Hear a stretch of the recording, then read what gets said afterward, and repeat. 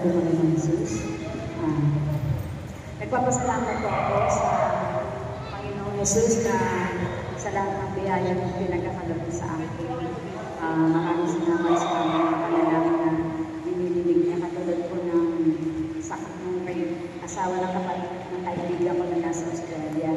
Naglilig po siya sa akin na ipag-try ko yung asawa niya dahil mayroong severe kidney, may sakit sa kidney na severe na daw at kailangan daw maoperahan. So, ako naman po ay nanalangin ng awa tulong sa Panginoon na pagalingin ng Diyos ang asawa ng kaibigan ko na nasa Australia.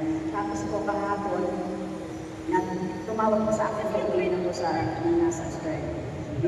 Kinamusta ko yung asawa niya. Sabi niya po, hindi na raw po operahan dahil sabi daw ng doktor, wala na raw yung bato sa kidney na dapat na operahin. Kaya nagpapasalamat po ako sa Panginoon dahil accept prayer po ako dahil hindi na po kailangan operahan ng asawa ng kaibigan ko. Malaking salamat po dahil bumalik na po yung sakit ng asawa ng kaibigan. Maraming salamat po. Palapakan po natin ang ating kapatid na pinagbala. Amen. At ang sunod po na pinagbala ng ating Panginoon at tinawag po sa ating harapan, Sister Presley po. Palapakan po natin ang kapatid.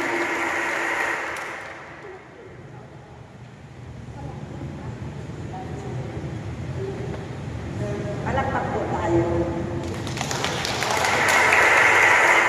Magandang gabi po sa inyong lahat.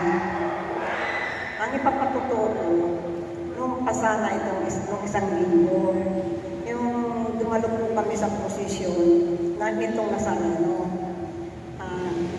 Nagpunta po kami sa Luneta, talaga pong mahirap dahil unang-una sa sasakyan na naglakad kami ng pagkalayo-layo, pero nakarating kami sa Luneta. Pagdating doon, hindi naman kami pinatuloy doon sa imahe.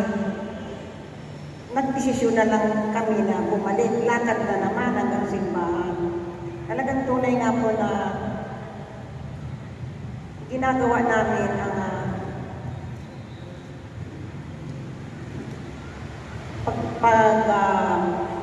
pagpasya namin na makita siya. Hindi pagdating ng simbahan, Diyos ko po, kalayo-layo na naman ang lalakarin. Hindi naman po kami natuloy kasi uumagahin na kami. Doon pa lang. Hindi na naman po kami natuloy. Nagsimba na lang kami doon sa gilid. Kasi hindi nga po kami makapasok dahil sabi ang layo daw ng pipilahan. Nagdesisyon na naman po kami bumalik dito. Okay, kasi hinahabol namin yung prosesyon dito din. Sa awa ng Diyos, nakarating po kami rito at nakaabot kami sa tamang oras, naaabot namin at nakapag-prosesyon po kami. Yun po ang ating pasasalamat na tunay nga po nga ang Diyos kahit saan naroon siya. Kaya ginagabayan niya tayo dahil nga doon sa ating pangangailangan, parang pinagkakaloob din niya ang interest natin na hindi man natin nagawa yung dapat natin gawin doon sa Kanya, pagdating dito, pagbalik dito, lubos naman natin nasaksihan. Kaya maraming salamat po sa Panginoon. Maraming salamat. Pagpakan po natin ang ating kapatid na pinagbala. At ang huli po na tatawagin ng ating Panginoon sa ating harapan, Sister Abelia po. Palapakan po natin.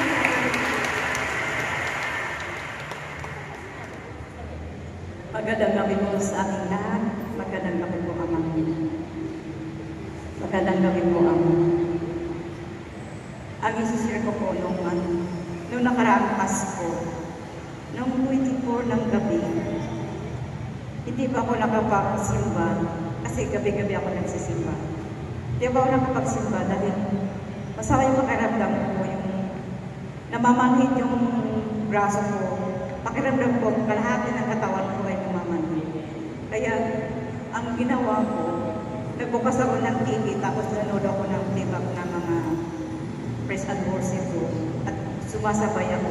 At habang sumasabay ako, pagsayaw habang na-praise and worship ang doon sa playback, nawala yung pagmamanhid ng katawan ko. At lumakas ako. At ito, talagang mapagdimanan talaga si Lord dahil sabi niya, kung anong hihingi mo, ibibigay niya. Humingin ka, ikaw ay bibigyan. Kumatok ka, ikaw ay bubuksan. Humanap ka at ikaw ay makakatakbo. At maraming salamat po, Lord. Praise God. At ngayon po ay naanyayahan ko po kayong tumayo upang sumamba po sa ating Panginoon. Palakpakan po natin ang ating Panginoon. Amen. Praise the Lord.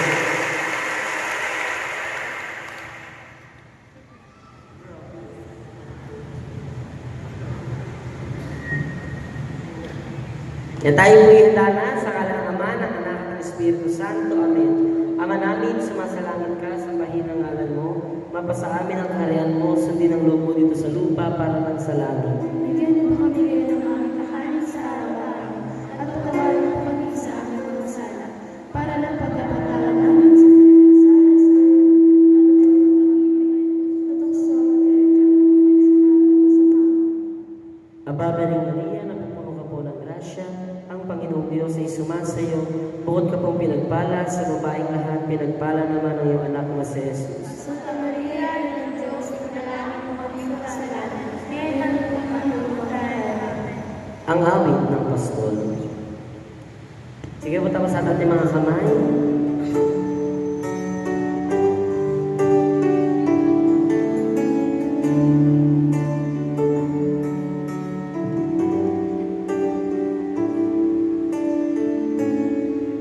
Ang Panginoon, ang aking pastor, hindi ako magkukulang. Ako'y kinahihilay sa mainam na pastulan, at inakay niya ako sa tahimik na batisan.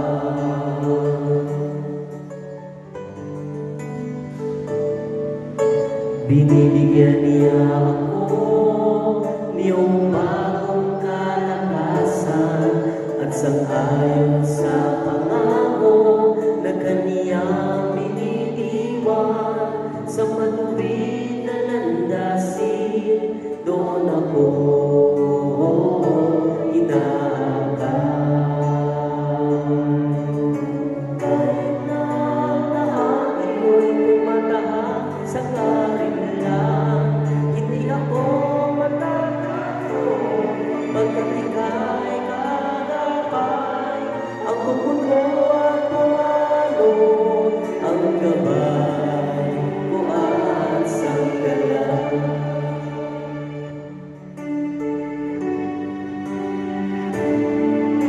Sa harapan ng lingkod mo, ikaw ay may handang dulang.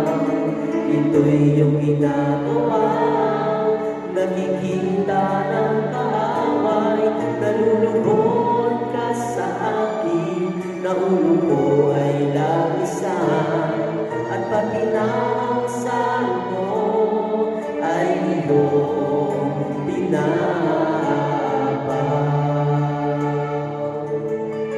Tunay na pag-ibig mo at ang iyong kabutihan sa akin tataglayin habang ako'y nabubuhay. Doon ako sa templo mo, lalagi at mananahan. Kahit na ang iyo'y tumatahan sa karinlan, hindi ako matatakot, pagkat ika'y kagabay. Ang bukod mo at pamalo, ang gabay ko at sanggalan. Kahit na ang iyo'y tumatahan sa karinlan, hindi ako matatakot, pagkat ika'y kaagapan, ang tungkod mo at kamalog, ang gabay ko at sanggala. Ang gabay ko at sanggala. Ang gabay ko at sanggala. Amen. Palakpakan po natin ang ating Panginoon. Sabihin mo sa iyong katabi, kapatid. Kapatid, Sabi ng Diyos. sabi ng Diyos, Aangat ang buhay mo. aangat ang buhay mo, amen. Palakpakan po natin, Panginoon, tasan natin mga kamay, natin po sa Diyos.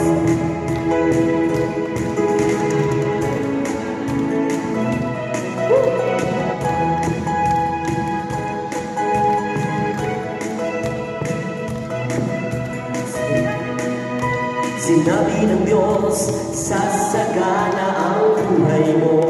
Sinabi ng Diyos, sinabi ng Diyos, aangat ang buhay mo. Kaya't ako'y magsasaya, pagkat sinabi ng Diyos ay sinabi niya. Di ko lilimutin ang mga pangako niya. Sinabi ng Diyos, sinabi ng Diyos, sasagana ang buhay mo. Sinabi ng Diyos, sinabi ng Diyos, aangat ang buhay mo. Kaya't ako'y magsasaya, pagkat ang sinabi ng Diyos ay sinabi niya. Di ko lilimutin ang lahat ng pangako niya. Taas kami sa Diyos. Rumaragas ang pagpapala, aking nararanasan. Di ako magtataka kung ba't sa'kin napupunta. Mula Hilaga, Kanluran, Timog Silangan, saan man mapunta. Rumaragas ang pagpapala, ating nakamtan na. Sinabi ng Diyos, sinabi ng Diyos, sasagana ang buhay mo. Sino naniniwala sa sasagana ang buhay? Sinabi ng Diyos, aangat ang buhay mo. Kaya't ako'y magsasaya, pagkat ang sinabi ng Diyos ay sinabi niya. Di ko lilimutin ang mga pangako niya. Rumaragas ang pagpapala, aking nararanasan. Di ako magtataka kung ba't sa'kin napupunta. Mula Hilaga, Kanluran, Timog Silangan, saan man mapunta. Rumaragas ang pagpapala, aking tinanggap na. Rumaragas ang pagpapala, aking nararanasan. Di ako magtataka kung ba't sa'kin napupunta. Mula Hilaga, Kanluran, Timog Silangan, saan man mapunta. Rumaragas ang pagpapala, aking sa uling pagkakataon. Sinabi ng Diyos, sinabi ng Diyos, sasagana, sasagana ang buhay. Sinigaw lahat ng masagana buhay. Sinabi ng Diyos, aangat ang buhay mo. Kaya't ako'y magsasaya, pagkat ang sinabi ng Diyos ay sinabi niya. Di ko lilimutin ang mga pangako niya. Rumaragas ang pagpapala, aking nararanasan. Di ako magtataka kung ba't sa'kin napupunta. Mula Hilaga, Kanluran, Timog Silangan, saan man napunta. Rumaragas ang pagpapala,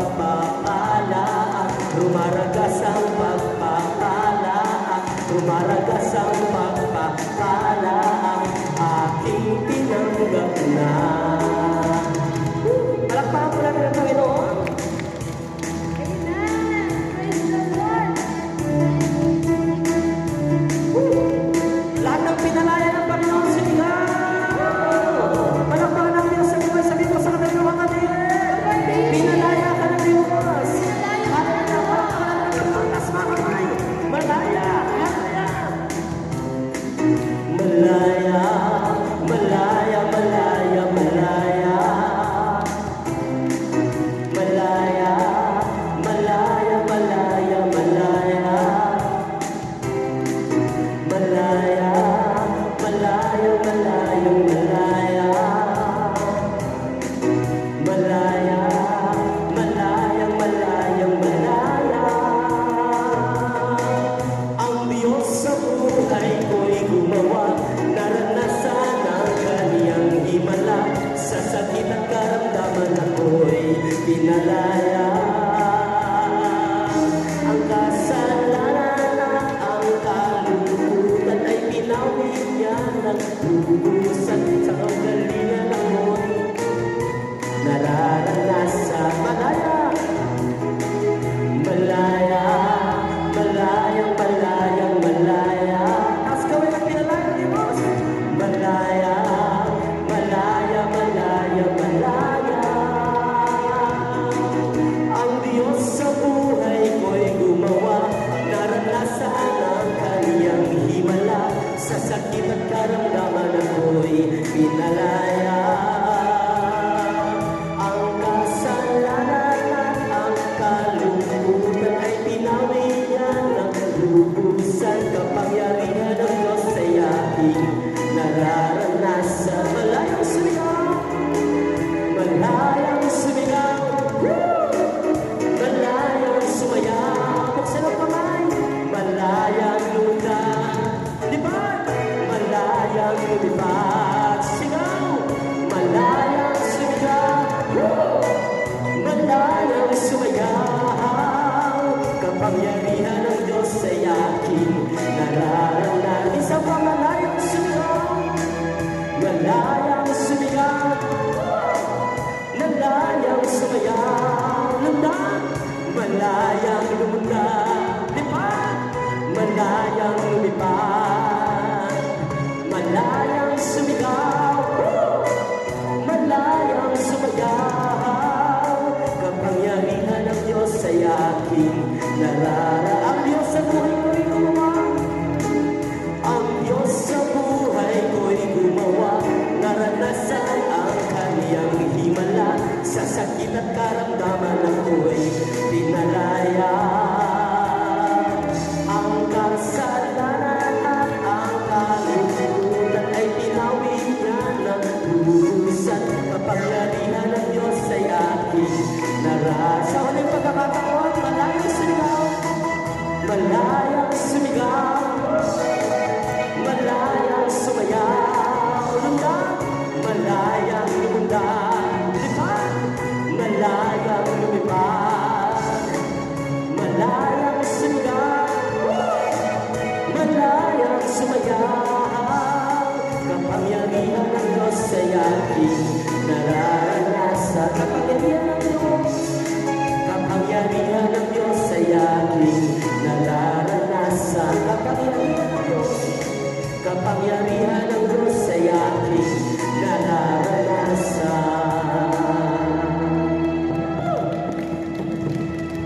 Amen! Nangili po tayo ng tayo. Taas po natin ang ating mga kamay.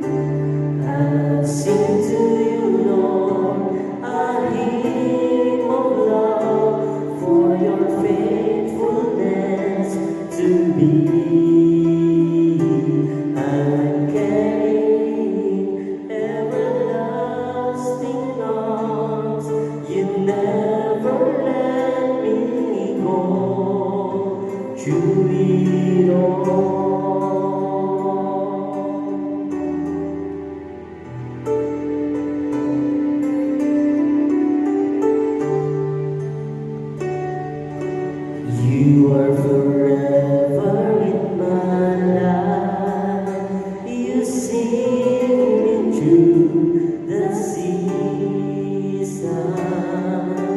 Cover me with your hand and lead me in your righteousness, and I look to you. And I wait on you. I sing to you, Lord, a hymn of love for your faithfulness to me. I'm carrying everlasting arms. You never let me go. Through it all, I sing to you, Lord. I sing to you, Lord, a hymn of love for your faithfulness to me. I'm carrying everlasting arms. You never let me go. Through it all. Sabi ng awit, mga kapatid, ano man ang ating mga bigatin sa buhay, ano man ang ating mga pagsubok, ating mga alalahanin, ating mga iniisip, tinulungan tayo at tutulungan tayo ng Diyos na dalahin ang lahat ng bigat na yon. Kaya nga po, sabi niya, sa lahat na nabibigatan sa inyong mga pasanin, lumapit kayo sa akin at kayo aking bibigyan ng kapahingahan. Sige po, tasakan niyo mga kamay, pulihin natin ang ating Panginoon, buksan natin ang ating mga labi para masalamatan ng ating Diyos sa pangalan ni Jesus Nazareno. Hallelujah!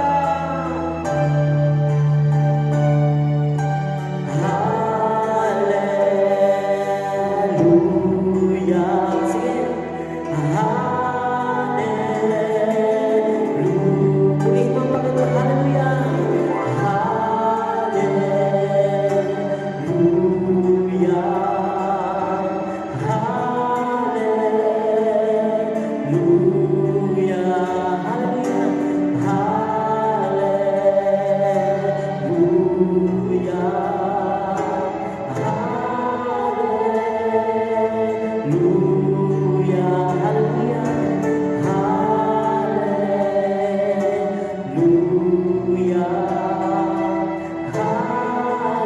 Sige kapatid, kung sabay labi mo yung piling na aabot sa langit. Hallelujah. Hallelujah. Tunay kang masasabi ng Diyos. Hallelujah. Hallelujah. I sing to you, Lord, a hymn of love for your faithfulness to me. I'm carrying everlasting arms. You never let me go. Through it all.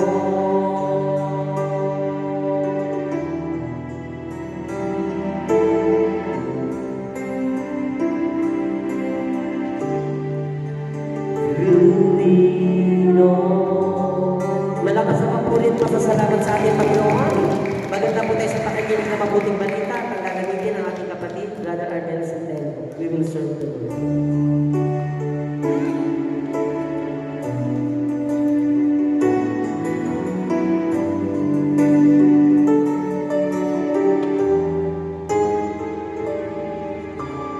We will serve the Lord, even the trials come.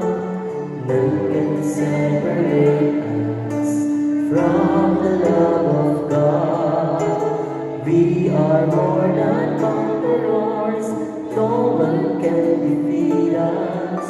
We are the chosen generations.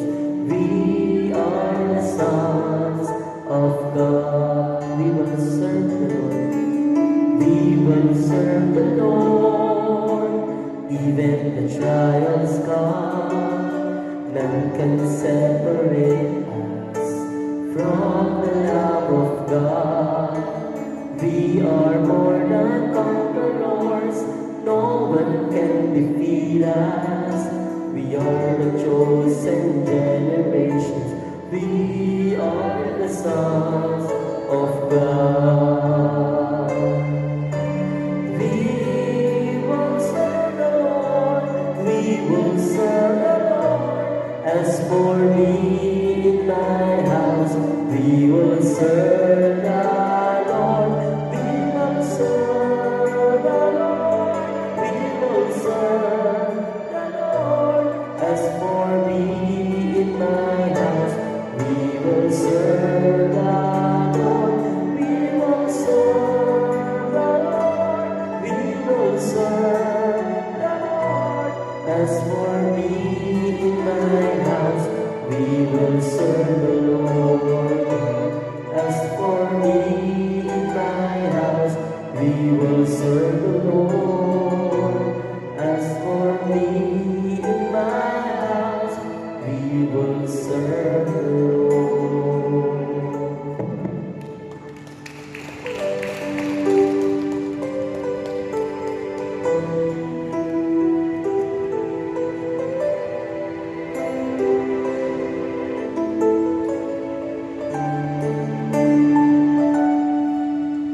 Jesus Nazareno naming mahal, ang buhay mo sa amin ay inialay. Sa banal na krus, dulot mo'y dakilang tagumpay. Wagas mong pag-ibig sa amin ngayong ibinigay. Salamat mo sa buhay na walang hanggan. Salamat po, ikaw ang aming sandigan. Salamat po, niligtas mo kami sa mga kasalanan. O Jesus Nazareno, naming mahal.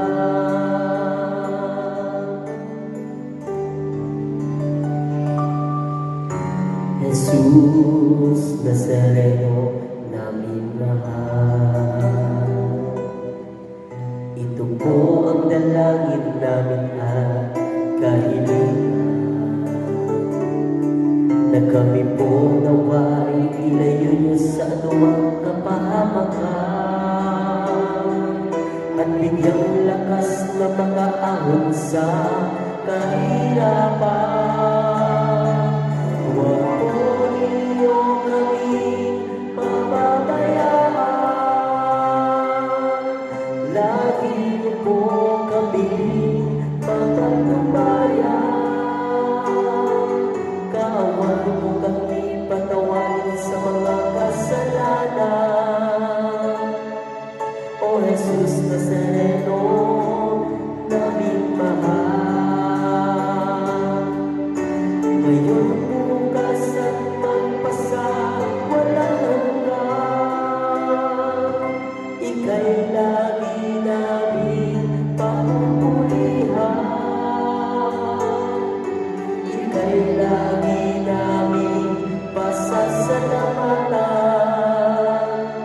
O Jesus Nazareno, naming mahal.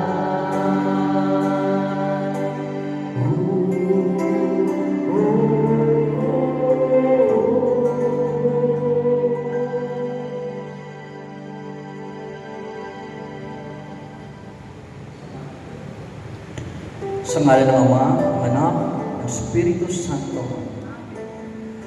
Papuri sa iyo, mahal naming Diyos. Diyos na nagahari sa langit at sa aming mga puso.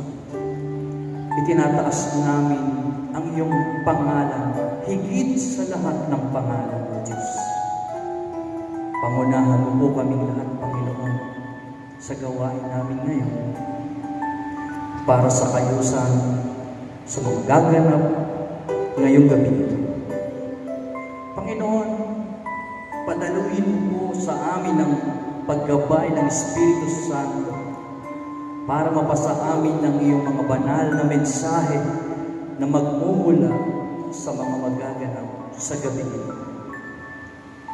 At sa aming pagkilos, O Diyos, ay kinakailangan namin ang inyong presensya at kapangyarihan para sa katagumpayan ng gabi ito na alay namin sa iyo.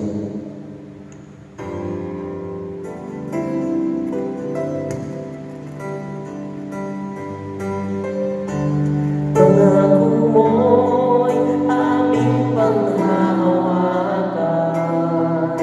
Pangako mo ang tangi kong sandigan.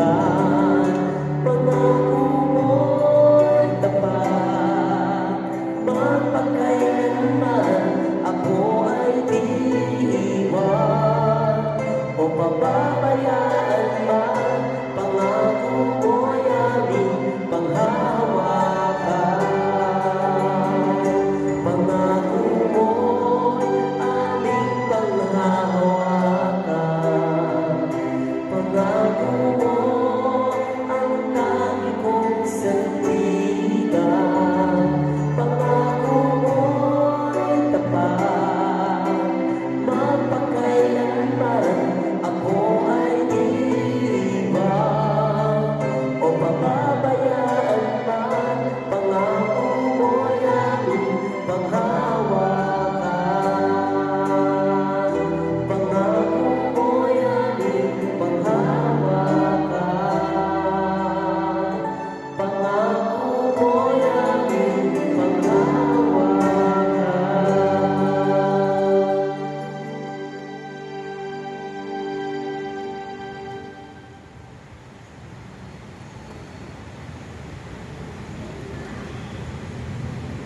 Ang pagbasa mula sa aklat ni San Marcos. Papuri sa iyo.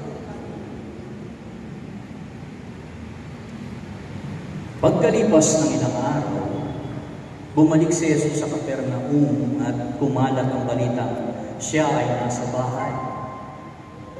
Nagkatipon doon ang napakaraming tao, kaya't halos wala nang mapwestuhan kahit sa labas ng pintuan. Habang nangangaral si Jesus, may dumating na 4 na taong may dalang isang paralitiko. Hindi nila mailapit ang paralitiko kay Jesus dahil sa dami ng tao. Kaya't pinakbak nila ang bubong sa tapat niya at binaba ang paralitiko nakaratay sa higaan. Nang makita ni Jesus kung gaano kalaki ang kanilang pananampalataya, sinabi niya sa paralitiko, "Anak, pinatawad na ang mga kasalanan mo." May nakaupo roong ilang tagapagturo ng kautusan na nag-iisip ng ganito, bakit siya nagsasalita ng gano'n? Nilalapastangan niyang Diyos. Hindi ba't ang Diyos lamang ang nakakapagpatawad ng kasalanan? Alam ni Jesus ang kanilang iniisip. Kaya't sinabi niya agad, bakit kayo nag-iisip ng ganyan? Alin ba ang mas madali? Ang sabihin sa paralitiko, pinapatawad na ang mga kasalanan mo, o ang sabihin, tumayo ka, bitbitin mo ang iyong higaan at lumakad ka. Ngunit upang malaman ninyo na ang anak ng tao ay may kapangyarihan dito sa lupa na magpatawad ng mga kasalanan, sinabi niya sa paralitiko, tumayo ka nga at ang paralitiko habang nakatingin ang lahat. Kaagad niyang binuhat ang kanyang higaan at umalis, kaya ang lahat ng naroon ay namangha. Sila ay nagpuri sa Diyos at sinabi nila, kailan may hindi pa kami nakakakita ng ganito. Mga kapatid, ang mabuting balita ng ating Panginoon. Palakpakan natin ang Panginoon.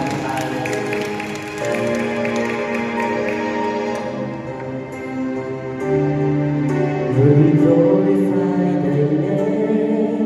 Lord, we glorify thy name. We thank you for your goodness, for the message of your word. Lord, we glorify thy name. Lord, we glorify thy name. We thank you for your goodness, for the message of your word.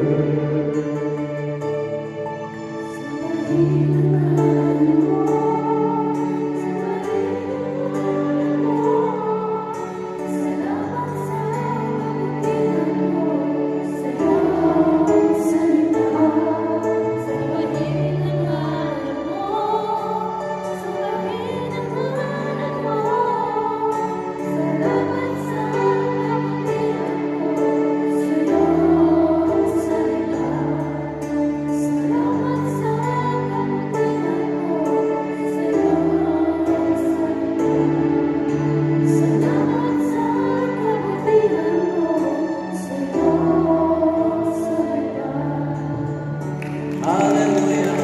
Glory to God. Tayo po'y magsiupo na. Ayan. Isang mapagpalang gabi po sa ating lahat. Ano po? Ayan. Siguro hindi pa naman huli, ano? Babatiin ko kayo ng Happy New Year, ano po? Kasi hindi ko po mapigilan ang sarili ko. Na nandito po ako ngayon sa inyong prayer meeting na hindi ko po babatiin kayo lahat. Happy New Year! Isang maligayang bagong taon po sa ating lahat. Hallelujah! Ayan. At nawa, ang pagtatapos ng 2024 at pagsisimula ng 2025 ay magdulot sa atin ng biyaya at pag-asa mula sa ating Panginoon. Amen?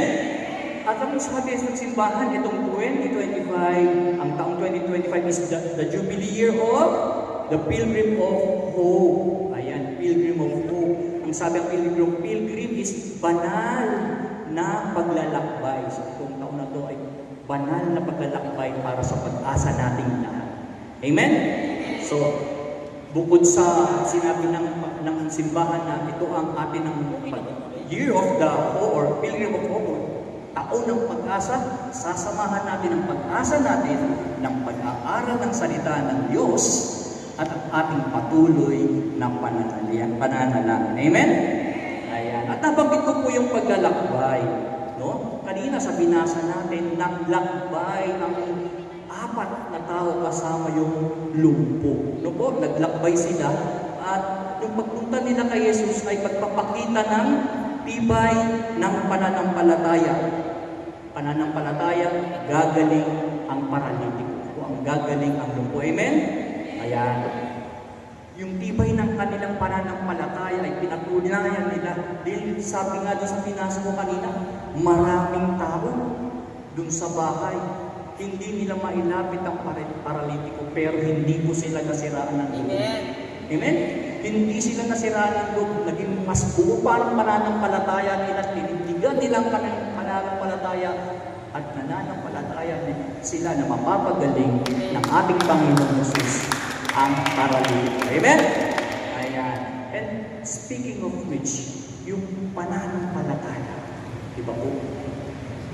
Yung tibay ng pananampalataya ng 4 na paralitiko is parang din sa atin eh. Hindi ba? Kailangan huwag nating subuan ang ating pananampalataya. Amen? Ano po? At ito pong tibay ng pananampalataya ay pinapatunayan lang po nila na kahit anong mangyari sa kanila, nasa kasakilakan man, mahirap man lumapit, o nasa kaginhawaan, hindi nila makakalimutan ng Diyos. Ilalagay nila sa sentro ng buhay nila ang ating Panginoon Diyos. Amen? Amen. Ngayon po, ito nga napagpito natin 2024 to 2025, pare-parehas naman po tayo. Alam po natin sa sarili natin, mayroon din po tayong mga pinagdaanan ng 2024 at hindi lahat maganda. Amen? Pero dahil mga anak tayo ng Diyos, hindi tayo pinapabayaan. At yan po ang pangako hanggang 2025 tayo. Pilin mo po paglalakbay pa sa ating pag-asa. Ang banal na paglalakbay para sa ating pag-asa. So hindi tayo mawawala ng pag-asa. Amen? Now, ngayon, nabanggit ko po yung ating topic na living a Christ-centered life o yung mamumuhay tayo, patuloy tayong mamumuhay na nasa sentro ng buhay natin ay ang ating Diyos. Yan. Katulad natin na nagkaroon din tayo ng maraming highs and lows, kasadlakan at kaginhawaan sa buhay. Nais ko po sa inyong paalala si Joseph the Dreamer. Ayan. Si Jose po, siya po yung Jose na yan, siya po yung anak ni Jacob. Ano po? Sa lumang tipan. Ayan. Kung bakit po siya gustong ipakilala muli sa inyo, gustong ipakilala, dahil si Jose po ay isa sa pwede nating paghugutan, isa sa pwede nating gawing inspirasyon. Dahil yung kwento niya, na isa-summarize ko lang ng konti yung kwento niya, na magkikwento ko sa inyo, matutuklasan nyo na siya ay marami ding pinagdaanan, pasakit, kasadlakan sa buhay, nakaranas din siya ng kaginhawahan at biyaya, ngunit hindi siya nakalimot sa ating Diyos. Nanatili na nasa sentro ng buhay niya ang ating Panginoon. Amen? Okay, so this topic will benefit us. Ang maidudulot po sa atin ito ay biyaya na maaalala natin na kahit anong dumaan sa atin, highs and lows, ginawaan ng kasadlakan, dapat ang pambalanse natin yung nasa gitna. At ang nasa gitna ng buhay natin ay ang ating Panginoon Diyos. Amen? Ayan. So, lahat naman po tayo, gusto natin, di ba, dito, na narito ngayon, gusto natin, ang nasa sentro ng buhay natin, ang ating Panginoon Diyos. Amen? Ayan. At kung papanatilihin natin yan, ang biyaya para sa 2025 ay patuloy na mapapasa. Amen? Ayan. So, again, si Jose, balikan natin si Jose. Mas kilala siya sa Joseph the Dreamer. Ano po? Simulan ko sa kung paano siya nakilala. Kung baka maalala niya. Siya po yung napapanaginipan niya yung future o yung darating pa lang. Ano po? At siya rin po ay may binigyan ng kapangyarihan ng Diyos na ma-interpret ang panaginip ng isang tao, bibigyan niya ng kahulugan. Kung hindi nila maintindihan kung ang ibig sabihin ng panaginip nila, yun po ang ibinigay na kapangyarihan ng Panginoon Diyos kay Jose. Po, yung basahin o maintindihan, may paliwanag sa mga tao kung anong ibig sabihin ng panaginip nila. Ayan. Nabanggit ko po kanina, dumaan siya ang buhay niya ay dumaan sa highs and lows, sa kataas o sa kasadlakan at kaginhawahan. Ang unang pong nangyari sa kanya, sa buhay niya, is ito. Ayan. Pinagplanuhan siya ng kanyang mga kapatid na patayin at ilagay ilagay sa balong walang tubig. Ayan, siguro unti-unti niyo na siya naalala. Ano po? Now, dahil nga si Jose ay pinagpala, dahil wala nga po siyang ginawa kundi, wala siyang ginawa kundi sundin ng ating Diyos. Gawing sentro ng buhay niya ang Diyos, naging masunurin siya sa ating Diyos, kaya siya ay pinagpala. Kaya naman siya inuulog ng kanyang mga kapatid, isipin niyo po kapatid niya, ang nagplano na siya ay patayin at ilagay sa balon. Ano po? Kasi po nainggit sa kanya. Nakita ko mga kapatid niya, na pinagpapala ng Diyos lahat ng gawin niya. Kaya pinagplanuhan siyang patayin. Pero mabait ang Diyos. Alam niyo kung bakit pinagpaplanuhan pa lang siya patayin at ilagay sa balon yung isang kapatid niya na si Ruben. Kumilos na agad sa kanyang Panginoon. Amen.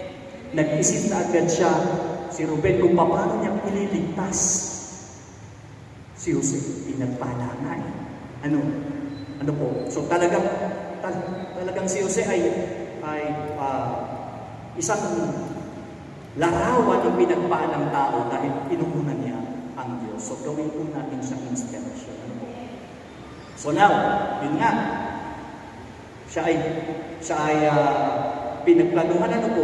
No. Ngayon, dumating na po yung panahon na dinakip na siya ng mga kapatid niya. Actually, 12 sila magkapatid. Yung unang kapatid niya sa ina ay 10. 2 lang sila ng kapatid niya ng bunso pang isa.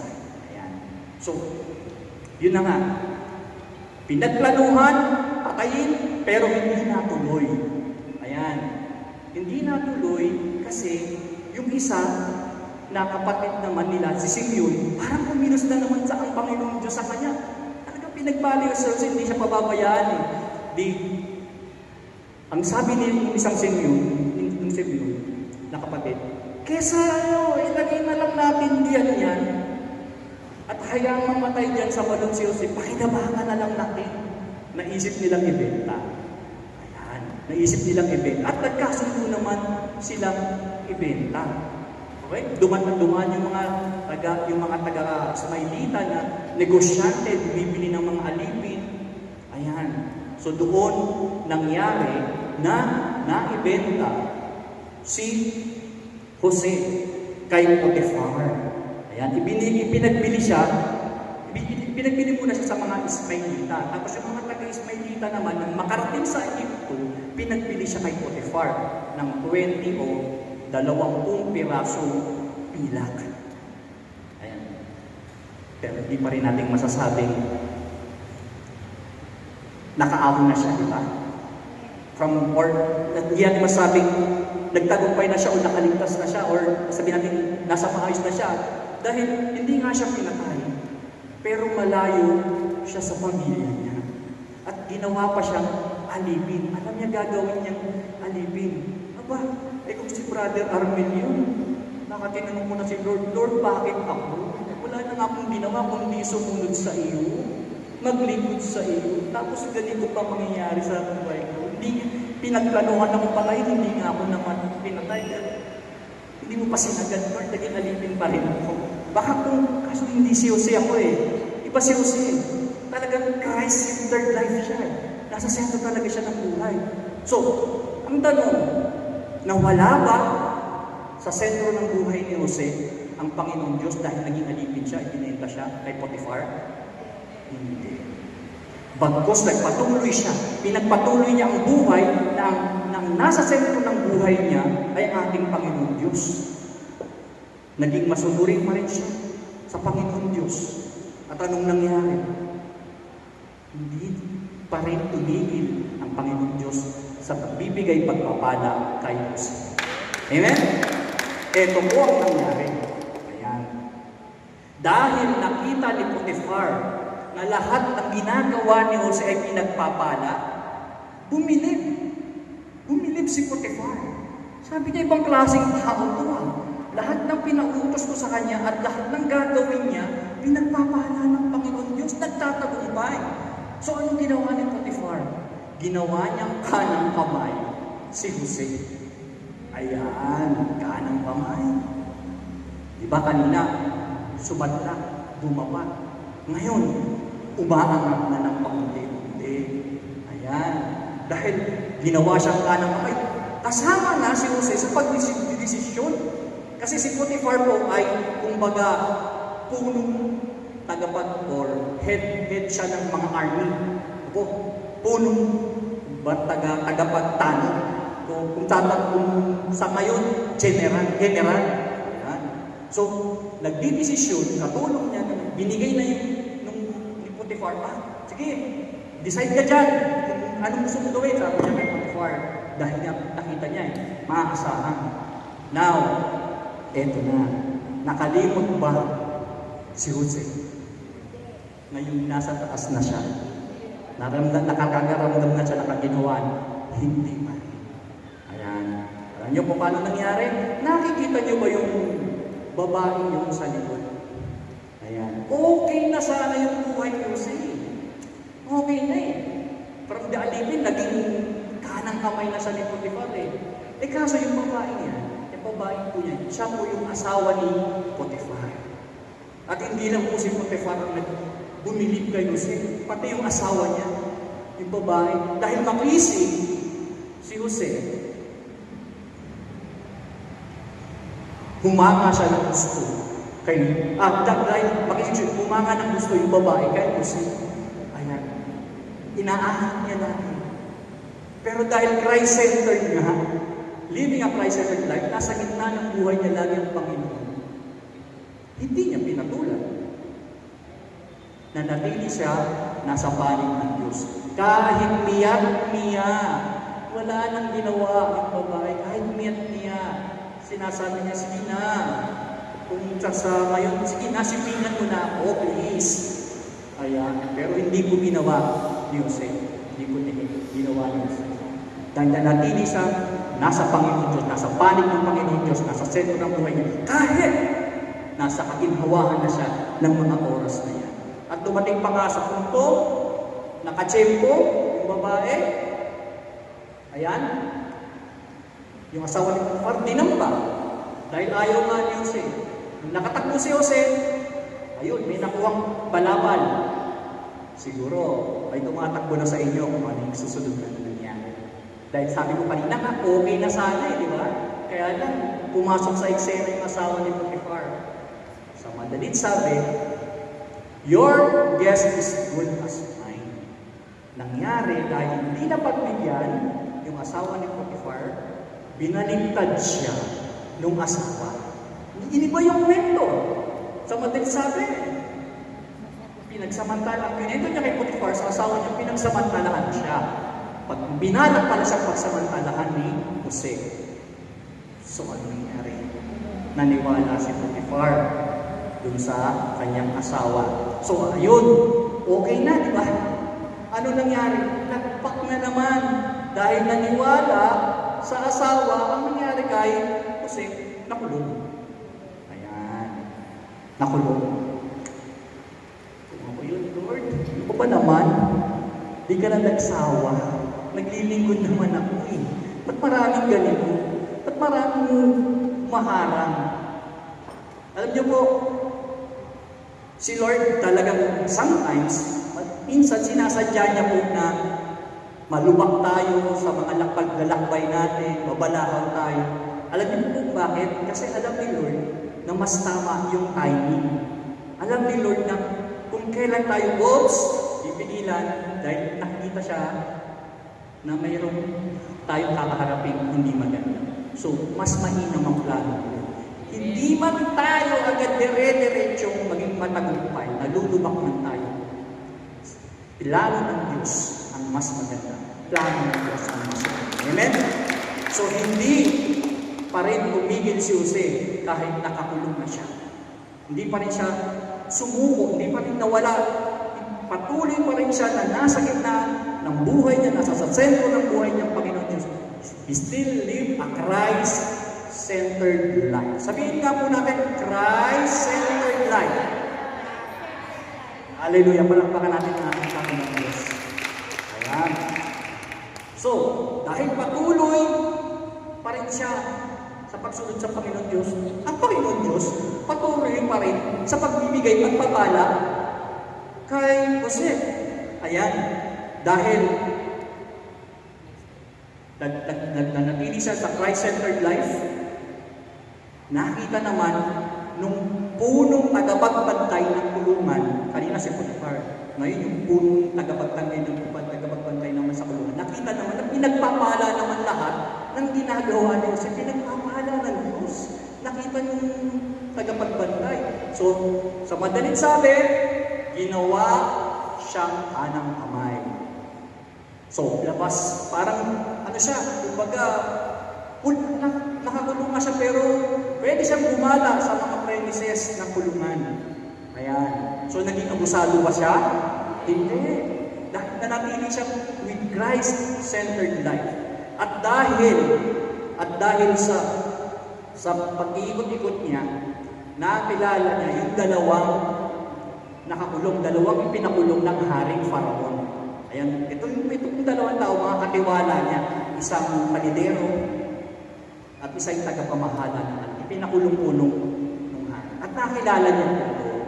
Ayan, nakilala niya yung dalawang bilanggo na yan. Ito na po yung unang kwento. Ayan, yung sa panaginip, tungkol sa panaginip. Okay, nanaginip po yung dalawa. Ngayon, hindi nila maintindihan yung panaginip. Ngayon po yung istorya ni Genesis ni Jose, sino-shorten ko na lang po at sinasummarize ko. Pero kung gusto niyo pong sundan yung kabuuan, nasa Genesis 37 hanggang 47. Tandaan niyo po, Genesis 37 to 47. So, sa madaling sabi, na naginip, hindi ko na pinikwento ko ng panaginip, pwede niyo na po basahin, na naginip na hindi maintindihan ng dalawa, nung minsan nalulungkot yung dalawa, ayan, dahil mabuti nga kalooban ni Jose, nilapitan niya ng problema, ba't ba yung malungkot? In other words, sinabi niya, na naginip kami, hindi namin maintindihan ko nung isang panaginip namin, hindi ito sa loob ng kulungan, wala rin makapag-interpret, wala rin makapagsabi kung hindi sa panaginip namin. Ayan. Ngayon, nagyabang ba si Jose? Dahil alam niya, makakapag-interpret siya, di ba, ng panaginip. Hindi po. Bago niya tulungan yung dalawang bilanggo na interpret o bigyan ng kahulugan yung panaginip, sinabi niya muna na hindi galing sa kanyang kapangyarihan. At ang kapangyarihan na iyon na mag-interpret ng panaginip ay galing sa Panginoon. Amen? Ito po ang sinabi. Ito po ang sinabi ni Jose dun sa dalawa bago niya interpret yung panaginip. Sabi niya, at sila may nagpaliwanag. Alam mo, pareho kaming na naginip, ngunit wala isa mang makapagpaliwanag ng kahulugan ng mga iyon. Ito ang sabi ni Jose, ang Diyos lamang ang makakapag-unawa sa atin ng kahulugan ng mga panaginip. Sabi ni Jose. Amen? At panibagong palatandaan po yan para kay Jose na siya talaga nasa gitna, nasa sentro ng buhay niya ang ating Panginoon. Dahil yung kapangyarihan, hindi niya inangkin. Ang tama yung ginawa niya. Ginawa niya na ang dapat papurihan ay hindi siya. May kapangyarihan siya, kaya dapat papurihan, sino? Yung ating Panginoon Diyos. Amen? At yan po lagi po namin pinapaalala. Kami po mga preachers na humaharap sa inyo, kung yung mga salitang naririnig niyo po, ginagamit ng Panginoon Diyos. Hindi po galing sa amin ang karunungan. Galing po yan, hindi po sa amin. At nawa sa mga gagawin natin, sa paglilingkod natin, ganoon din po sa mga naglilingkod o sa mga lingkod ngayon. Pag naglingkod tayo, dapat mapaparangalan ang ating Diyos. Hindi tayo yung naluluwalhati. Ang naluluwalhati ang ating Diyos. Amen? Okay, balik tayo sa kwento. Di pinaliwanag. Shortcut again. Ang sabi ni Jose, yung sa isa, naku, after 3 days, papatawag ka ng hari, tapos pananayain ka. Wow! Narinig ng isa, nung panidero, na hindi, ako din, ano yung panaginip ko? Ito na, naku, hindi kaya magsinungaling ni Jose, naku, ito na, kamabibigla. Bakit? Papatawag ka rin after 3 days, pero di ka papalayain, papatayin ka. Papapatay ka ng hari. So, lumaot ang araw. After 3 days, birthday kasi ng Haring Paraon. Ito na, nangyari na po yung interpretasyon sa panaginip. Pinatawag yung yung tagapamahala ng anak. Pinakita sa mga bisita at totoo nga, pinalaya yung tagapamahala ng anak. Pero bago po yun, nung nasa loob pa lang yung dalawang bilangguan, nakiusap si Jose. Sabi ni Jose dun sa kanilang dun sa tagapamahala ng anak, total, palalayain ka naman ng Haring Paraon after 3 days. Sana naman, tulungan mo ko. Paliwanag mo naman sa hari na wala naman talaga akong kasalanan para makalaya na rin ako. Now, ito na nga, dumating na araw. Lumaya. Tanong, naalala ba nung lumayang preso, yung usapan nila ni Jose na kakausapin ng Faraon, ipapaliwanag na wala siyang kasalanan, tulungan palayain? Nangyari ba? Hindi. Hindi po. At nung nangyari yun, nagmaktoy ba? Sumama ba loob ni Jose? Hindi. Nanatili pa rin siya na nakasentro sa buhay niya ang ating Panginoon Diyos. Dumating ang 2 taon. Nakalimutan si Jose kung usap-usap. Dumating ang 2 taon. Yung Haring Faraon naman ang nanaginip. Ayan. So, nanaginip yung Haring Faraon.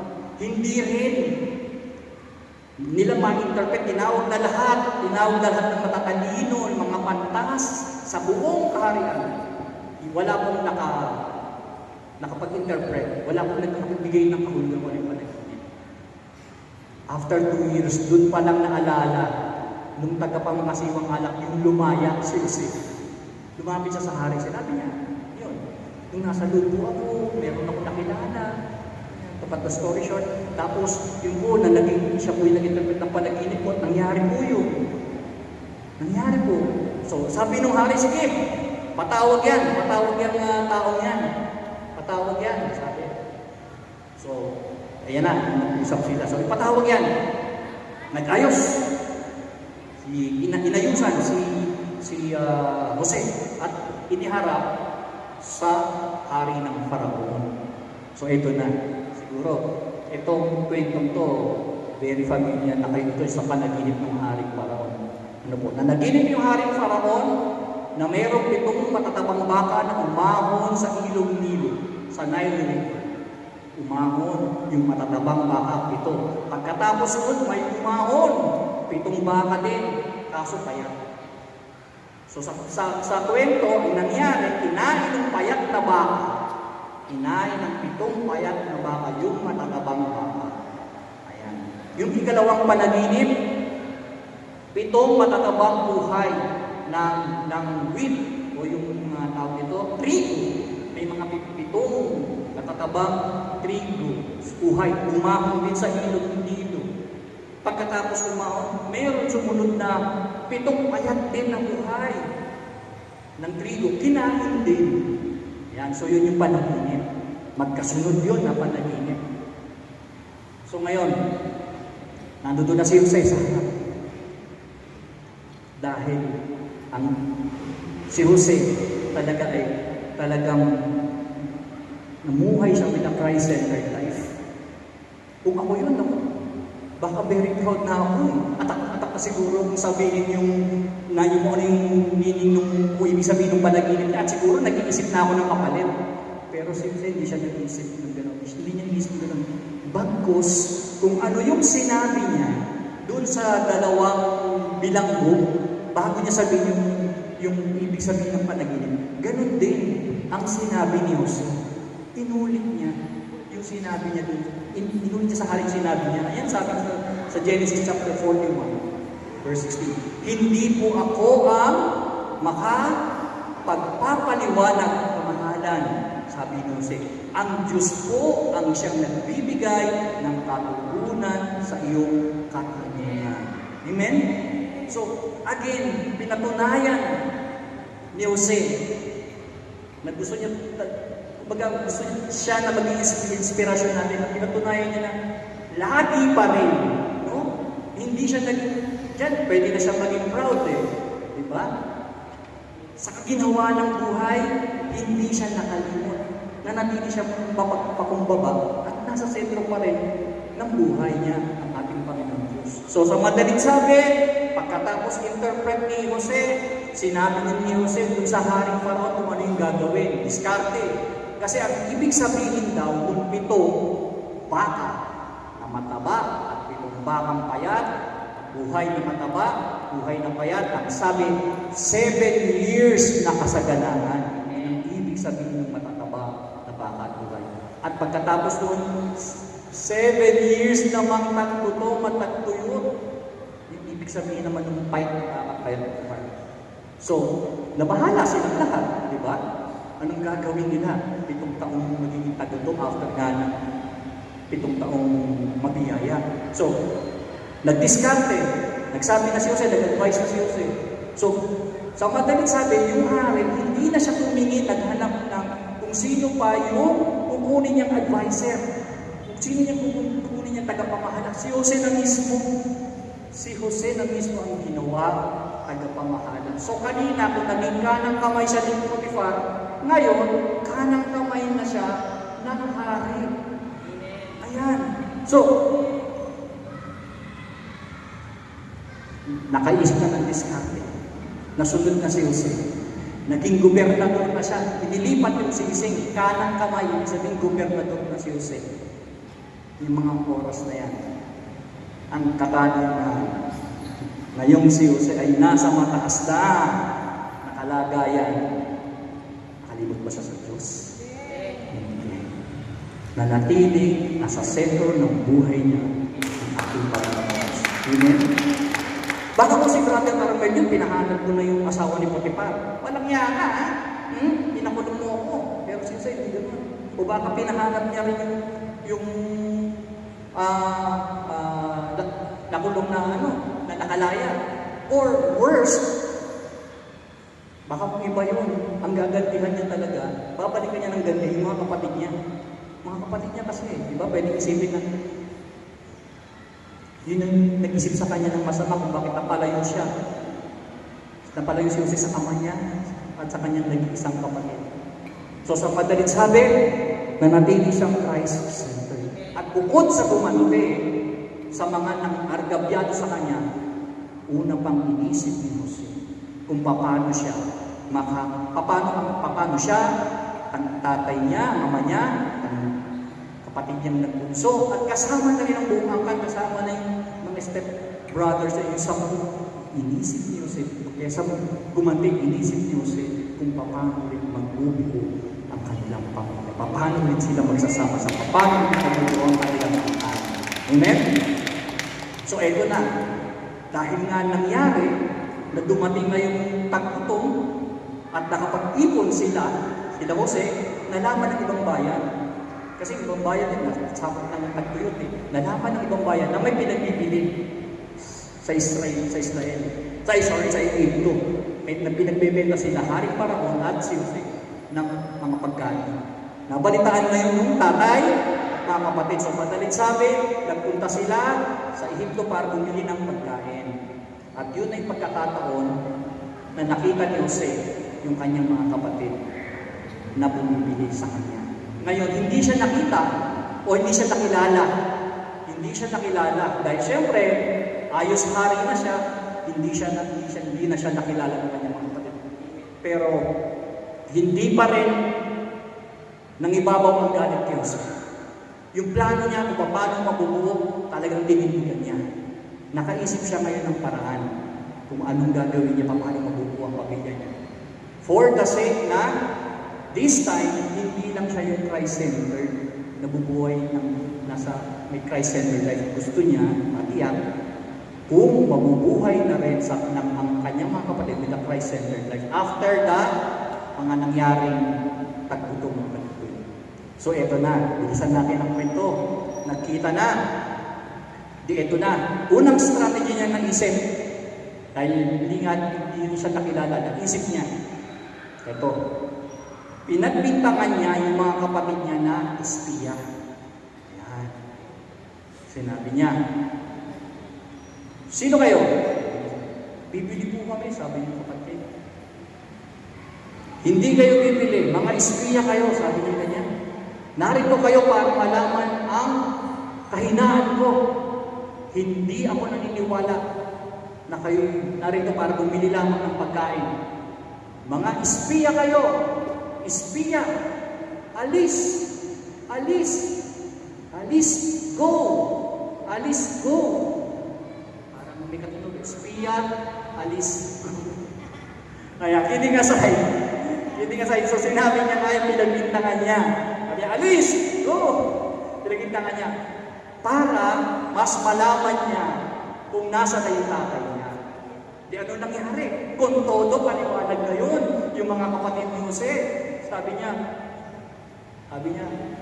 hindi po kami talaga espiya, sabi niya, meron po kaming iniwang ama, at yung nung may kurso pa po kami kapatid, nalaman niya ngayon, nagkaroon siya ng idea. Tama yung plano niya ni Jose na buhay pa nga ang tatay ko. Buhay pa nga ang kapatid ko. Ayan, so, nabuo na yung plano ni Jose para mabuo yung pamilya niya. Dahil para hindi na tayo kinulong niya yung 10 niyang kapatid. Pero after 3 days, pinalaya niya rin. Ayan, pinalaya niya rin. Kaya lang naiwan si Simeon. Si Simeon. Parang kumbaga sa nagsanda ka, ang tawag doon, collateral. Ayan. So, sabi, o sige, palalayain ko kayo, pero sa pagbabalik nyo, sama nyo yung kapatid yung bunso. Ayan. Sama nyo na rin yung tatay nyo. Plano niya nga, di ba mabuo yung pamilya? O sige, pumayag. Nung lumakbay, talagang mabuti ang puso ni Jose. Nung naglakbay na sila pabalik sa kanilang ama, alam niyo yung pinambayan ng magkakapatid, pinalit secretly. Umuha siya, inutusan siya na, balik mo yan, nalagay ko sa mga sako nila na hindi nila nalalaman. Nalaman na lang nila na malapit na sila makarating sa kanila bahay. So, to cut the story short, nanatili pa rin, president, kahit siya ay kanang kamay na ng hari, gobernador na. Ang focus niya ngayon, mabuong pamilya niya. Di ba? Hindi makaganda. So, to cut the story short, naubos yung binili. Nung unang binili, kailangan naman nila bumili ng pagkain. Nag-usap-usap yung mag-ama. Sinabi nila sa ama, kailangan nilang dalhin yung bunsong kapatid, si Benjamin. Ano ko sabi? Tatay, naku, ko. Wala na nga si Jose. Hindi ko nakakayanin pa. Kamamatay ko na talaga pag nawala pa sa buhay ko si Benjamin. Ginarantiyahan ni Ruben, sabi niya. Itataya ko ang pamilya ko. Ama, kung may mangyayari sa bunso, anak niya. So, sa ganung pangyayari, parang nag-iba na ang pananaw ng mga kapatid. Unti-unti na rin naging Christ-centered. Hindi ba? Unti-unti na siya nakiisip na nila ng pag-ibig ng Diyos sumasa kanila na. So, yun na nga. Nakita dahil dinala nila si Benjamin, pero hindi kasama yung ama. Hindi kasama yung ama. So, hindi pa rin nakompleto yung aking plano, sabi niya. So, ginawa, binigay ng pangailangan, pero this time nilagyan niya ng pain, ng trap. Yan. Ito yun. Naalala niyo ito, yung silver cup ni Jose. Now, nandyan daw yung kapangyarihan niya. Inilagay sa sako ni Benjamin, trap. So, sa madaling sabi, nagkaroon ng entrapment, nagkaroon ng checkpoint, nakita nasa sako ni Benjamin. So, balik sila sa harap ni Jose. Sabi ni Jose, sa lahat ng kagandahan ginawa ko, ang dramat siya eh. Sa lahat ng kagandahan ginawa ko, yung pag-ginawa niyo, pag-nanakawan niyo ba ako? Kulong daw si Benjamin. Eh di ba nangako si Ruben? Di ba? Naku, Diyos ko, sabi ni Jose doon sa Jose. Kami na lang po, ako na lang po ang ikulong niyo. Dahil hindi po kakayanin ng ama namin pag ikinulong at naiwan niya dito si Benjamin. Kamamatay po ng naman namin. So nakita ni Jose ang pagbabago sa kanyang mga kapatid. Hindi na po napigilan ni Jose ang kanyang damdamin. Lumuha na siya. Dahil na-touch siya sa mga panahon na yun na concern na yung mga kapatid niya sa kanyang ama at sa kanyang bunsong kapatid. Nagbago na, binago na ng pangyayari, kahit ano sa mga pangyayari dumating, binago ang pananaw ng Panginoon. Amen? So, sa madaling sabi, nagpakilala ni si Jose na siya nga yung kanilang kapatid, tapos, yun na. O sige na, patawag nyo na yung tatay natin. Na malaman yung hari, kumbaga sa papanahon ngayon, na mag-IP, segundo, ng kumpletong mga bodyguard, maganda sa sakyan, iba ang mga ganyan. So, in other words, nabuo ang pamilya niya, bandang nabuo pa rin ang kanyang pamilya. Dumaan man Si Jose, sa kasadlakan ng buhay, dumaan man siya sa mga maraming pagsubok. At kahit after that, dumaan pa rin siya sa kasaganaan ng buhay, hindi siya nakalimot sa ating Panginoon Diyos. Amen? Nanatili siya na mayroong Christ-centered. Amen? Okay. Now, speaking of Christ-centered, gusto ko naman ibigay sa inyo kung paano natin ma-maintain ang pagkakaroon ng buhay na nasa sentro natin na ang ating Panginoon Diyos. O paano natin ma-maintain na patuloy tayo mabubuhay with a Christ-centered life. Yan.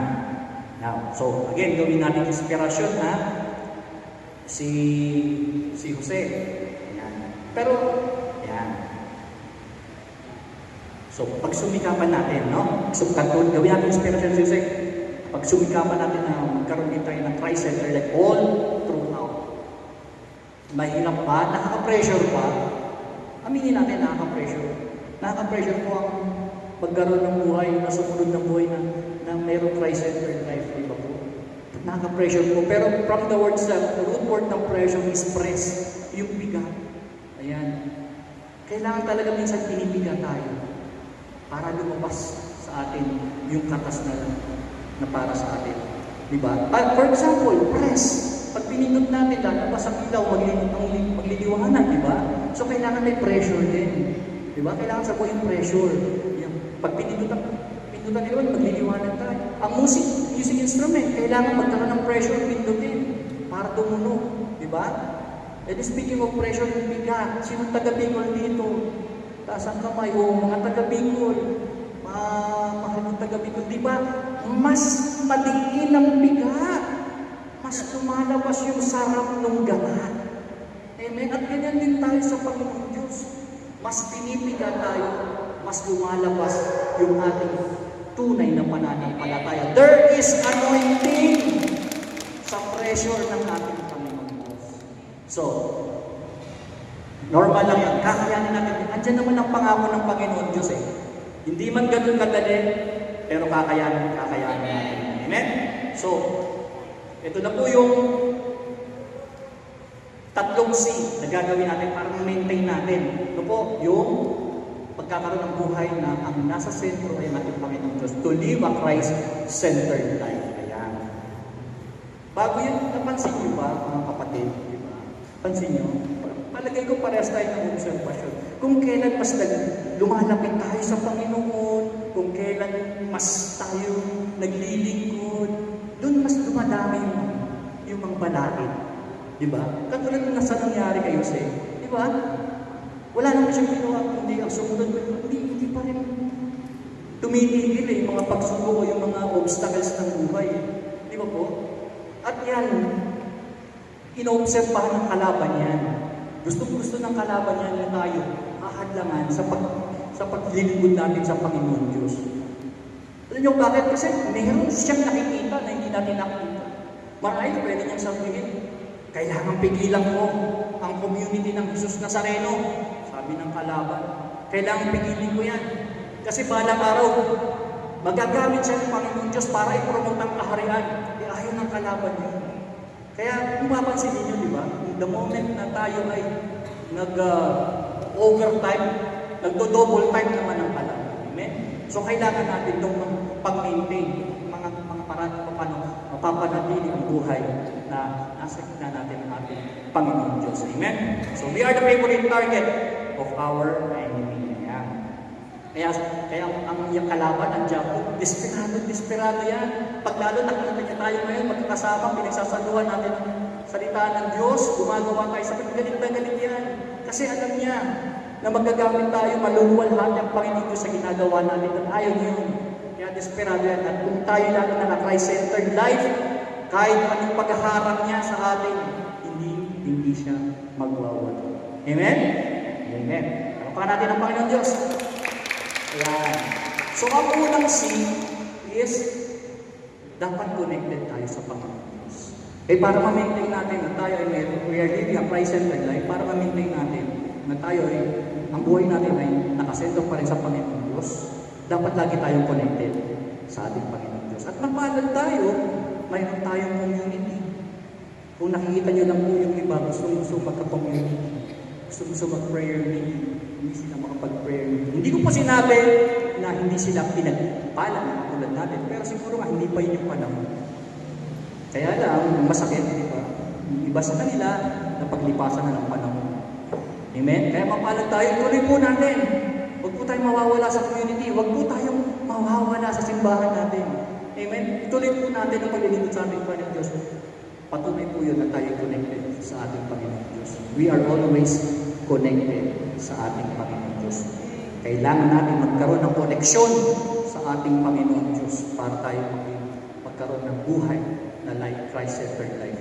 Ang sabi nga, di ba, it's not the religion, it's the relation.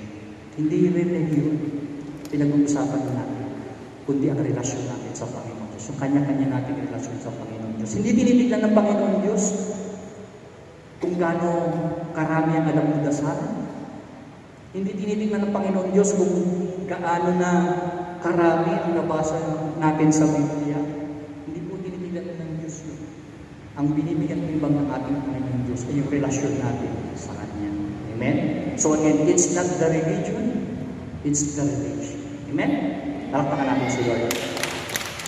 Ayan. So ikalawang letter C. After connected, C. Committed. Ulitin ko ha, committed, hindi committee. Ha? Iba po yung pag-committed, wala tayo sa Panginoon Diyos, committed yung pag-iisip natin. Ano po? Committed. Ano po? Hindi namin ka committed. At para mapakita natin sa Panginoon Diyos at tayo committed, kahit ano pa nangyari sa buhay natin, gawin natin inspirasyon sa Diyos, patuloy tayo maglingkod sa Panginoon Diyos. Ano po? At ang pangako, ang biyaya, hindi naman pahuhuli. Kita niyo yung nangyari kay Jose. Ups and downs, meron doon ng biyaya sa Kanya. So gawin natin ito para sa Panginoon. Maging committed tayo sa paglilingkod natin sa Panginoon Diyos para manatili tayong nakasentro sa Kanya. Ang buhay natin ay nakasentro. Amen? So, again, committed. So, una, kailangan connected tayo sa Panginoon para mapanatili natin, ma-maintain natin ating Christ-centered life. Ikalawa, committed. At kung may connection, kung tayo connected, tayo ay committed, ang ikatlong C, dapat consistent. Importante rin po yan. Kung dapat consistent ang ating pagiging connected, consistent ang ating pagiging committed. Ano po? Huwag tayong, ang hirap. Lord, ang hirap. Ayoko muna mag-connect. Ayoko muna umattend prayer meeting. Ayoko muna magsimba. Ayoko muna maglingkod. Hirapan ako. Lord, ayoko muna maging committed. Hirap eh. Dami mong pagsubok. Huwag po tayo ganun. So, maging consistent tayo sa pagiging connected, maging consistent tayo sa pagiging committed. Patuloy tayo magtrabaho, maglingkod sa Panginoon. Hindi natin kailangan na papahinga ngayon tapos magtatrabaho ng marami. Yung take a bigger leap, you know, matagal siya nagpahinga. Kung nag-plan siya magpahinga, marami siyang tatrabahin para makatagal ulit. Mas mahirapan siya. So, maging consistent tayo. Ayan. So, sabi nga sa pagiging consistent, di ba? Parang sa ating paglilingkod, dumaan man tayo sa paghihirap, para madarang man tayo sa apoy, para lang tayo, isipin natin, para tayo pinatatalim na taba. Talagang dumadaan sa apoy yan. Paghugot sa apoy, pupukpukin pa yan. Pero, at the end of the day, pagkatapos ng mga pagsubok na yan, lumalakas. Mas bibigin na. Mas nagiging useful. So, gawin po natin yun. Ano po? Halimbawa. Ayan. Mahirap? Sabi ko kanina, nakaka-pressure? Oo, aminin natin, mahirap. Kasi pag hindi mahirap, hindi tayo magtatagumpay. Aminin natin, mahirap. Pero kakayanin natin. Hindi tayo pababayaan ng Panginoon. Ano po sabi sa 1 Corinthians? Basahin po natin sabi sa 1 Corinthians. Wala pang pagsubok na dumating sa inyo na hindi naranasan ng ibang tao. So, ibig sabihin, kung nakakaranas man tayo ng pagsubok katulad ni kay Jose, may mas nauna sa atin nakaranas niya. At sila man, nagtagumpay katulad ni Jose. At kung sila'y nagtagumpay, tatagumpay din tayo. Hindi lang po sinabi ni Brother Armin yan. Nasa 1 Corinthians po yan. Okay? Tuloy. Tapat ang Diyos at hindi niya ipapahintulot na kayo'y sumukin ng higit sa inyong makakaya. Sakto lang ang ibibigay sa atin ni Lord. Kaya na minsan si Brother Armin, mariklamo ganyan. Pero sakto lang ibibigay sa atin. Amen? So, sa halip, pagdating ng pagsubok, ano pangako ng ating Panginoon Diyos? Anong ibibigay? Bibigyan niya kayo ng lakas upang makayanan ito at ng paraan upang malampasan ito. Malampasan! Kaya! Kahit mahirap, di ba? Babagsak pero hindi wasak. Malulubog pero hindi malulubog. Di ba? Bibigain pero hindi manutuyo.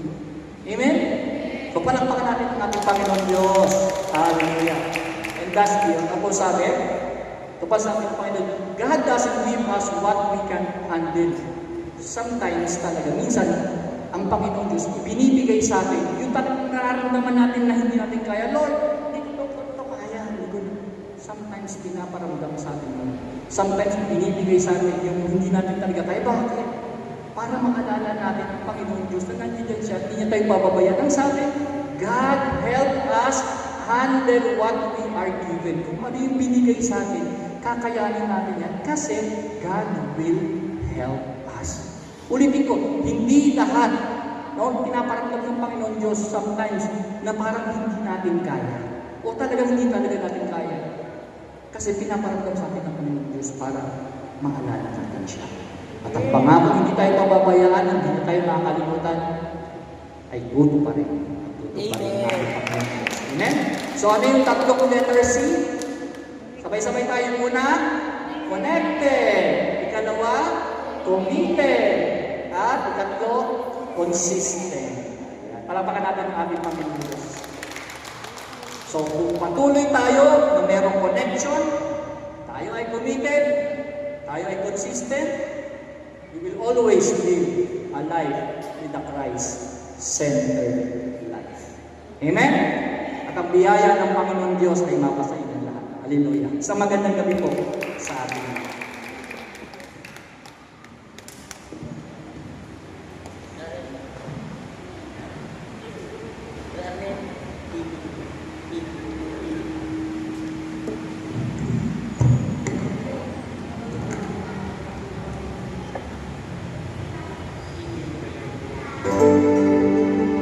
Hallelujah. Tayo pong magsikayo. Imbitahan natin ang banal na Espiritu Santo para sa kagalingan ng lahat.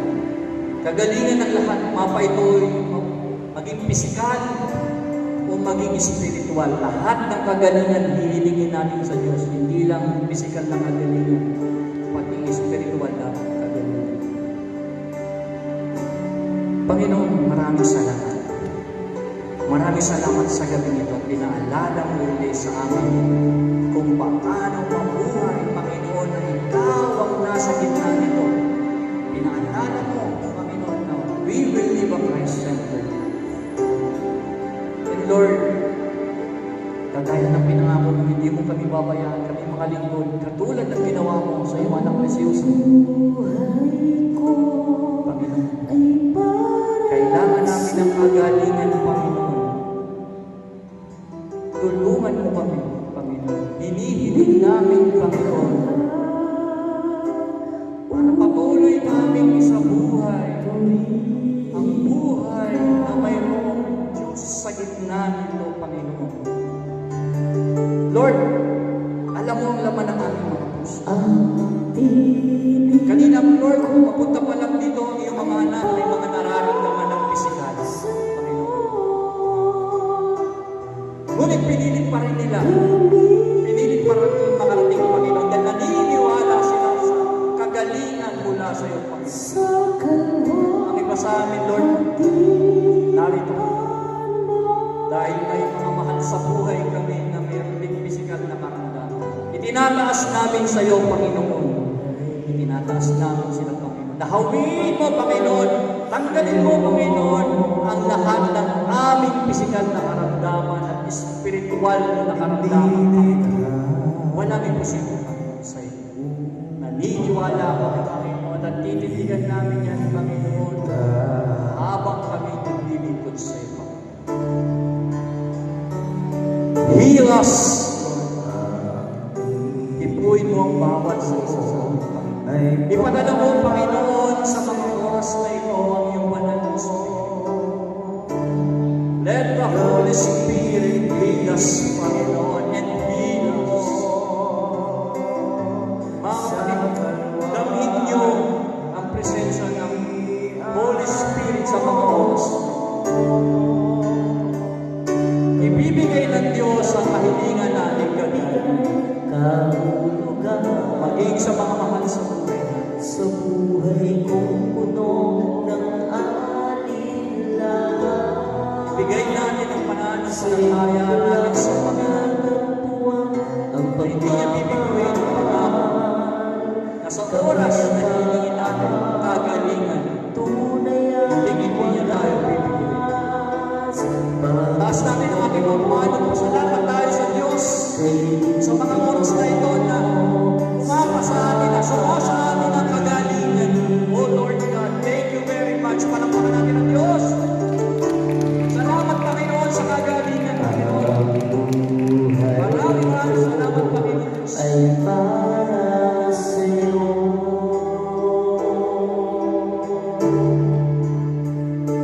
Nilikha Yes, Lord. upang purihin ka. Patuloy natin Ang damhin hiling ang presensya ng Espiritu ay para sa mga oras na ito na dumadaloy mula sa dulo ng ating mga daliring kamay, papunta sa ating braso, papunta sa buong katawan. sa kalwal at Damhin natin ang kagalingan at pagpasalamat sa Panginoon. Yes, Lord. Maraming salamat. nagbigay ka. Thank you, Holy Spirit. Thank you, Lord God. Buhay kong puno ng alinlangan, sa'yo ko lang tatagpuan ang pagmamahal, Heal our spirits. kapayapaan, Heal our emotions. tunay at wagas. Hallelujah. Panginoon, kay buti mo sa akin. Bigay kahulugan sa buhay kong puno ng alinlangan. Sa'yo ko lang natagpuan ang pagmamahal, sa pagkapayapaan, tunay at wagas. Yes, Lord. Ang pangako mo ay Panginoon, kay buti mo sa akin. Yes, palakpakan natin ang Diyos. Pagkat ikaw ang nagbigay kahulugan sa buhay kong puno ng alinlangan. Sa'yo ko lang natagpuan ang pagmamahal, kapayapaan, tunay at wagas. Panginoon, kay buti mo sa akin.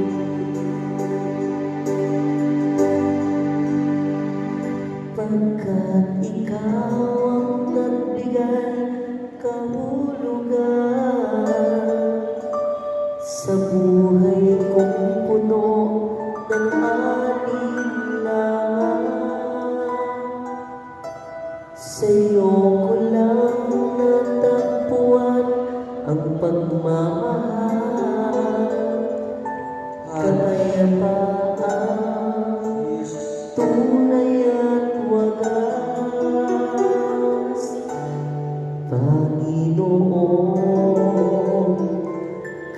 inibuti mo sa akin. Palakpakan natin ang ating Panginoon Diyos. Hallelujah. Muli, maraming salamat. 2025 Year Jubilee Pilgrim of Hope. Ang paglalakbay natin sa bagong pag-asa natin, gawin po natin yan na nasa sentro natin ng Panginoon Diyos. Hallelujah. Maraming salamat.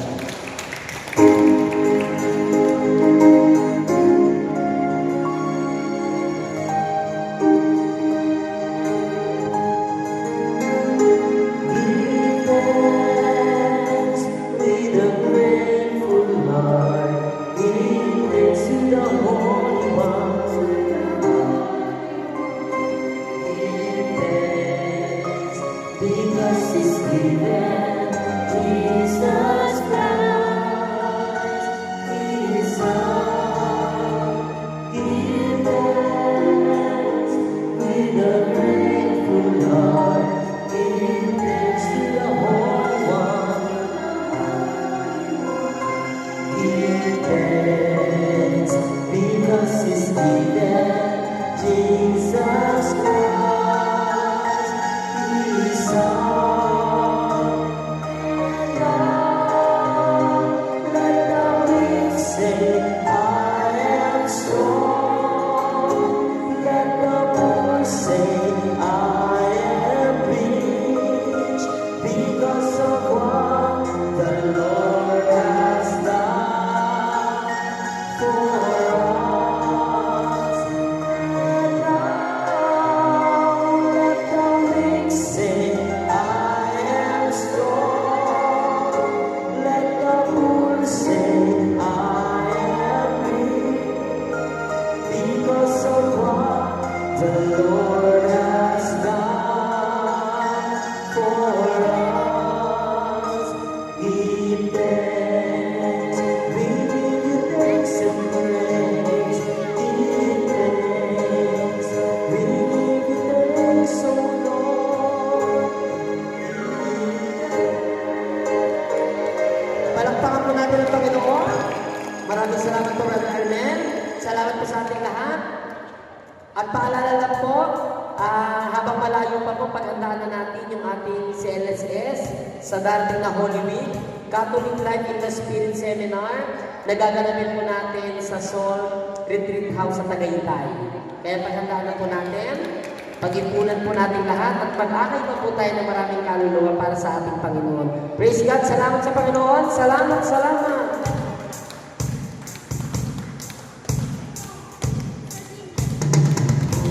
Palakpakan natin ang Diyos.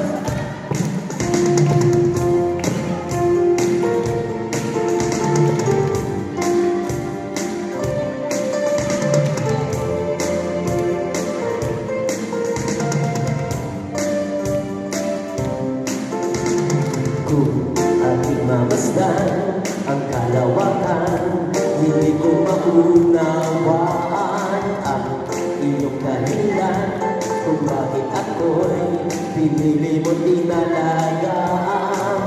Di ko kayang isipin, hindi ko kayang sukatin ang pag-ibig mo, Jesus, na iyong binigay sa akin.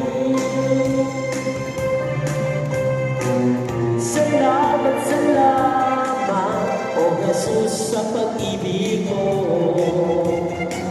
Walang ibang nagmahal sa akin ng katulad mo. Salamat, salamat, O Jesus, sa pag-ibig mo. Ako'y nagsasaya sa piling mo.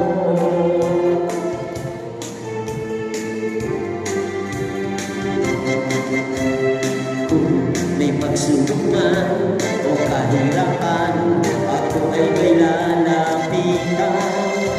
Ikaw, Jesus, ang aking sandigan, hindi mo ko pababayaan. Hindi ko kayang isipin, hindi ko kayang sukatin ang pag-ibig mo, Jesus, na iyong binigay sa akin. Salamat. pag-ibig ko. Walang ibang nagmahal sa akin ng katulad mo. Salamat, salamat, O Jesus, sa pag-ibig mo. Ako'y magsasaya sa piling mo. Buhay ko nang purihin ka, buhay ko nang sa'yo'y sumambag.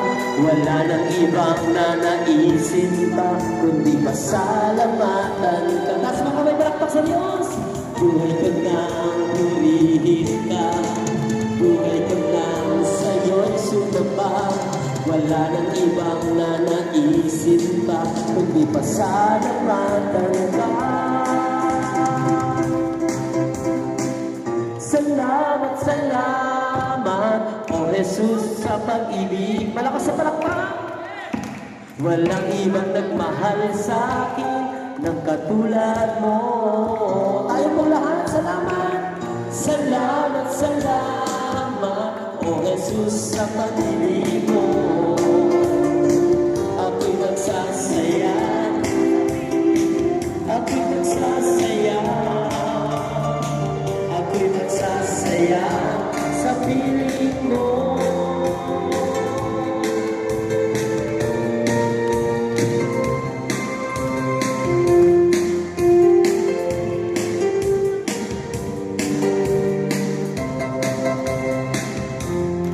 Palakpakan po natin ang Panginoon sa ngalan ng Ama, ng Anak at ng Espiritu Santo. Amen. God bless po. Punta po tayo sa harap. Picture tayo. Tawagin po pala muna natin si Sister Aileen. Aileen po, no, Aileen. I-welcome po natin siya. Mahal ka ng Panginoon. Halika, tayo ka dito, sis. I-welcome po natin si Sister Aileen.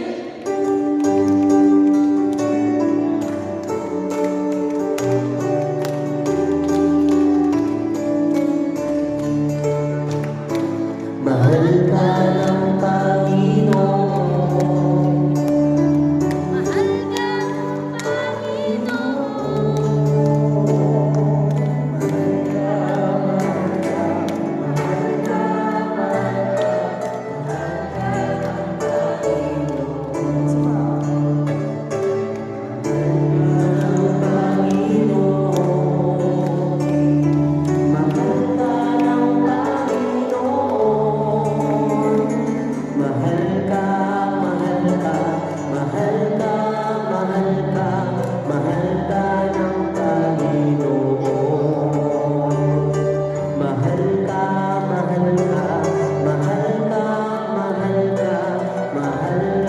ng Panginoon.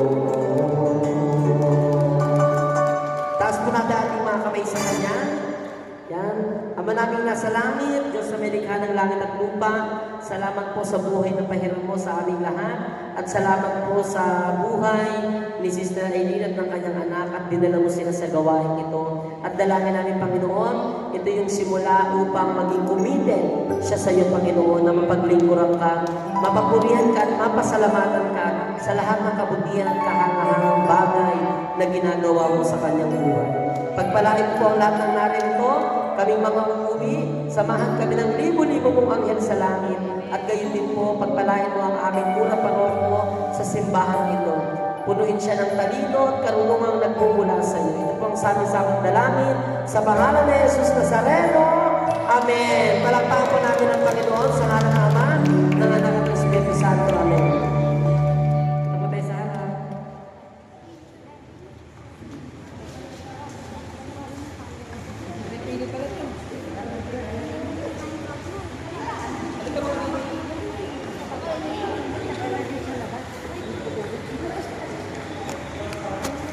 Mahal